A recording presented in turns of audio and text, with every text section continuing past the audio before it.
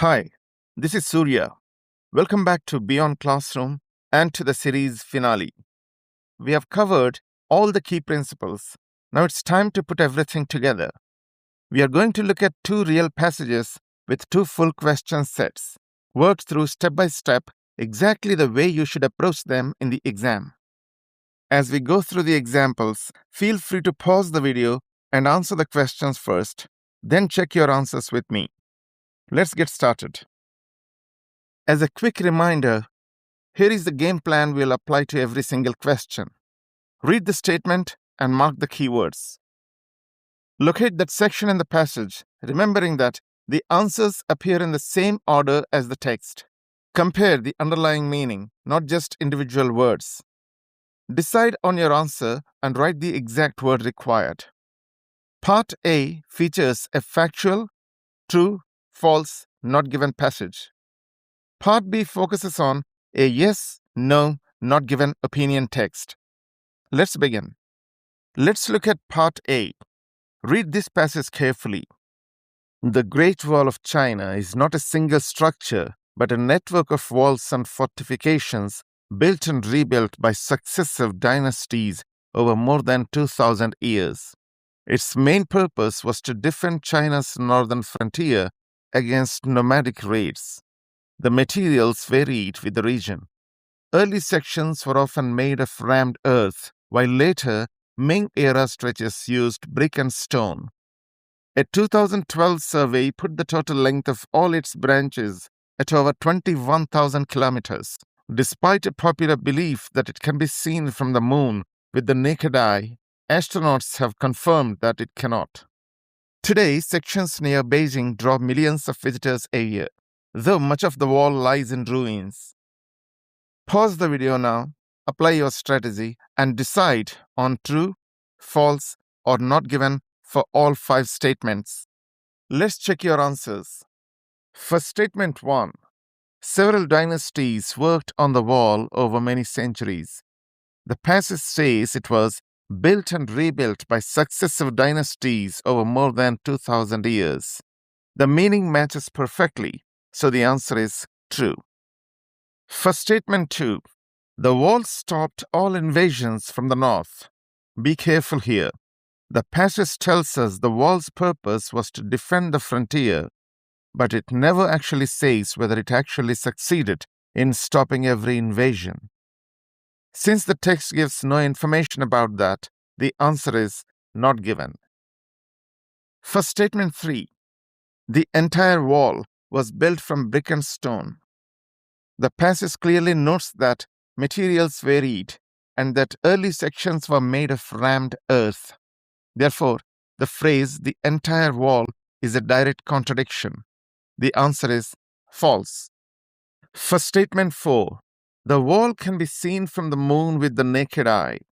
This is a very common myth, and the passage completely disproves it, stating that astronauts have confirmed that it cannot.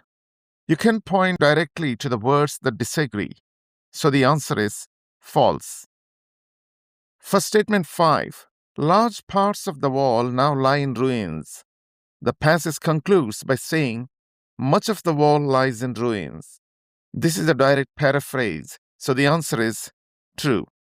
Remember, don't guess beyond the text. Match what the passage actually says, and the answers become much clearer.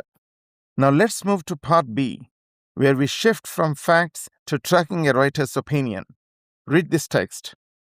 The idea of a 4-day working week has moved from the fringe to the mainstream, and I, for one, welcome the shift. Supporters claim it boosts both well-being and productivity. Skeptics warn that it merely squeezes the same workload into fewer days. The trials I have examined are genuinely encouraging. In most, output held steady or improved, while staff reported less burnout. Even so, I would be cautious about declaring the case closed. Almost all the published studies come from office-based work, and it is far from obvious that the same gains would appear in healthcare or manufacturing. What I am certain of is this: to dismiss the 4-day week as a passing fad, as some still do, no longer reflects the evidence. Pause the video here, track the writer's views carefully, and decide on yes, no, or not given. Let's look at the solutions. For statement 1, the writer supports the 4-day week. The writer directly states, I, for one, welcome the shift. This is their personal view, so the answer is yes. For statement 2, the writer thinks well-being matters more than productivity. While both factors are mentioned positively in the text, the writer never ranks one above the other. There is no evidence of a preference, so the answer is not given. For statement 3, the writer found the trials disappointing. It's the exact opposite. The writer explicitly describes them as genuinely encouraging. This is a direct contradiction, so the answer is no. For statement 4, the writer believes a 4-day week is unsuitable for healthcare. Look closely at the language clue here. The writer only states that it is far from obvious that the same gains would appear in healthcare. That expresses caution and uncertainty.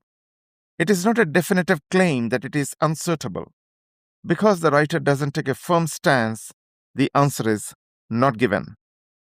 For statement 5, the writer thinks it is now wrong to dismiss it as a passing fad. In the final sentence, the writer says they are certain that dismissing it as a passing fad no longer reflects the evidence. The statement matches the writer's exact position, so the answer is yes. In yes, no, not given questions, identifying the writer's true position is the key to finding the correct answer. And that is the full method in action. You now have the complete toolkit for these two question types. You know the difference between facts and opinions. You have the test for false versus not given. You know how to spot subtle language clues, and you have a reliable exam strategy. The rest comes down to consistent practice. Take this systematic game plan into your next practice readings, and your score will improve as your confidence grows. Thank you so much for working through this series with me here at Beyond Classroom. If this playlist helped you, make sure to subscribe for more, and I'll see you in the next one.